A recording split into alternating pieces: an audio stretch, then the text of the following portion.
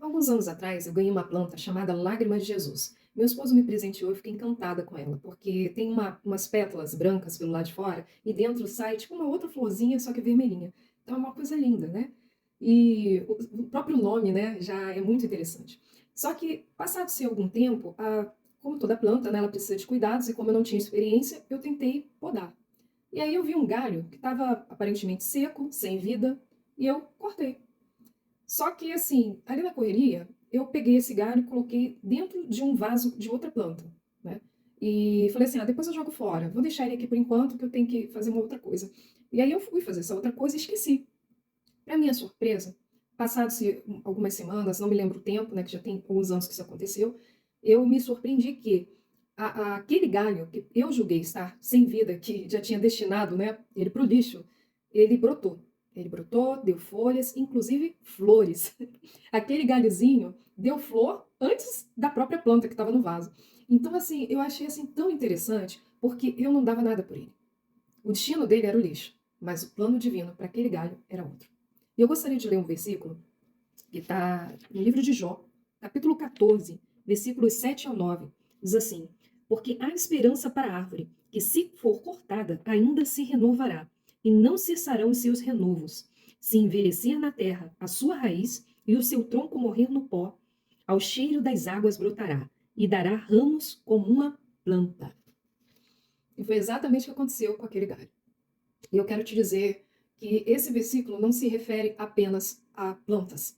E essa história que eu estou te trazendo também não. O que eu quero te dizer é que, ainda que você pareça, sabe, se identificar com esse galho, ainda que em alguma fase da sua vida a sua história se assemelhe com esse galho, onde as pessoas só conseguem ver você seca pelo lado de fora, não conseguem ver todo o teu potencial que há dentro de você de florescer, de brotar novamente, ainda que te julguem como sendo algo descartável, algo destinável ao lixo.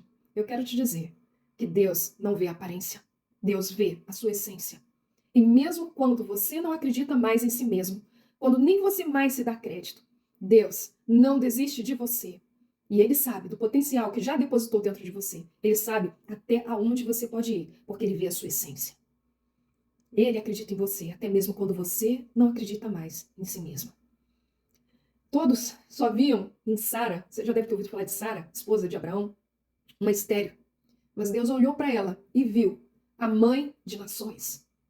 Todos olhavam para José, e eu já falei sobre José, e eu vou falar agora de novo.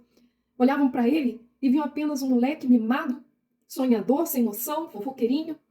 Mas Deus olhou para José e viu ali o governador do Egito, alguém que seria preparado por Deus para salvar a vida de toda a humanidade. Todos só olhavam para Saulo e via ali apenas um perseguidor, o serial killer de cristãos.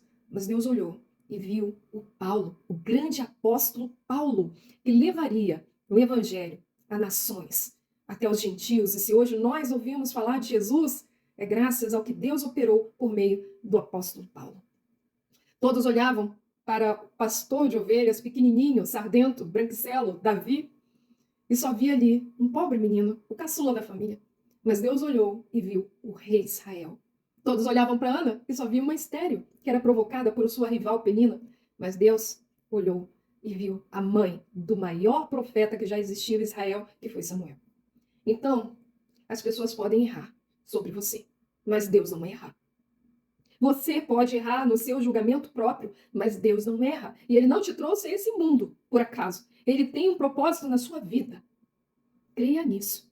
Ainda que os vendavais, ainda que as enxurradas, as tempestades da vida tenham deixado o solo onde você está plantado muito aquoso, saiba que as suas raízes não vão apodrecer se elas estiverem firmadas no coração de Deus.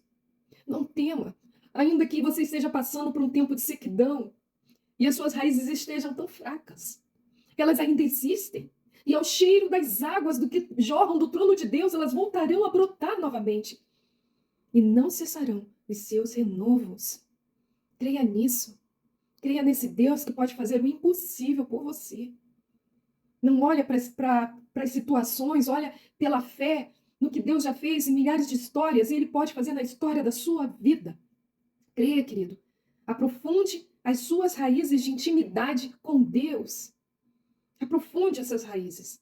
E Deus fará com que você seja nutrido na sua alma, no seu espírito, e você possa crescer, florescer e frutificar como nunca frutificou nessa vida, como nunca floresceu.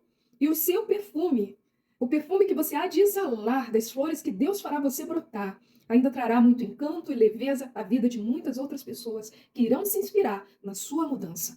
Irão ver o que Deus fez na sua vida, o teu testemunho, e isso fará com que elas também se levantem, também creiam nesse Deus milagroso que pode operar o impossível na sua vida. Deus fez isso na minha história de vida. Muitos não acreditavam, não davam nada por mim, mas Deus realizou sonhos que eu nunca poderia realizar sozinha. E Deus pode fazer isso também na sua vida. Creia nesse Deus impossível. Eu vou orar por você agora. Eu vou orar com você agora. E o poder não está na minha oração, mas no Deus que nos ouve. Pai, em nome de Jesus. Oh, aleluia, Senhor. Enquanto eu trazia essa palavra, eu me arrepiava porque sei, Deus, que ela não vem do meu coração, mas vem do teu. Oh, Pai, tu sabes, Deus, como está essa pessoa que está me ouvindo agora. E eu peço, Senhor, que em nome de Jesus, Pai, ainda, Senhor, que algumas pessoas tenham dito para ela que ela é descartável, que ela não tem valor, que o lugar dela é no lixo. O Senhor a chama de filha. O Senhor restaura a sua identidade. Oh, aleluia. Ainda que ela se sinta excluída nessa sociedade, rejeitada, rejeitado, o Senhor o quer, o Senhor o chama, assim como o Senhor chamou os seus discípulos, que não eram pessoas notáveis na sociedade, muitos deles eram excluídos, assim como o Senhor chamou Zaqueu, que era um cobrador de impostos, que não era bem visto, assim como o Senhor chamou Maria Madalena e a transformou, que era uma prostituta. Não há ninguém que esteja num poço tão fundo que as tuas mãos não possam retirar, Senhor. Não há história de vida que esteja tão destruída que o Senhor não possa reconstruir. Oh, Pai, que essa pessoa agora, Senhor, sinta a tua voz te chamando de filha, de filho amado.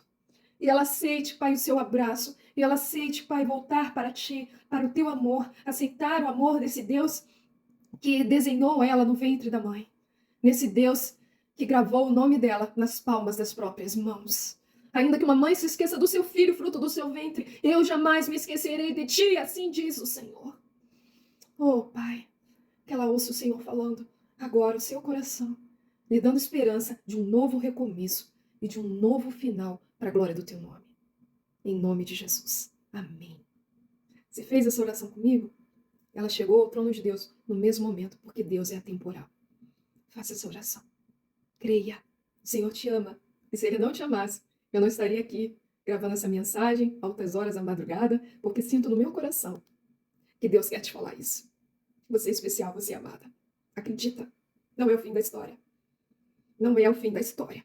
Não desista. Não deixe que a ansiedade te sequestre. Não deixe que o medo amplie os seus desafios. Você pode vencer na força de Deus. Deus é especialista em reviravolta. Ele é especialista em contradizer diagnósticos desfavoráveis, em contradizer estatísticas. Você não é um número na multidão. Você é especial. Você é amado. Você é amada. Um beijo no seu coração. Deus te abençoe.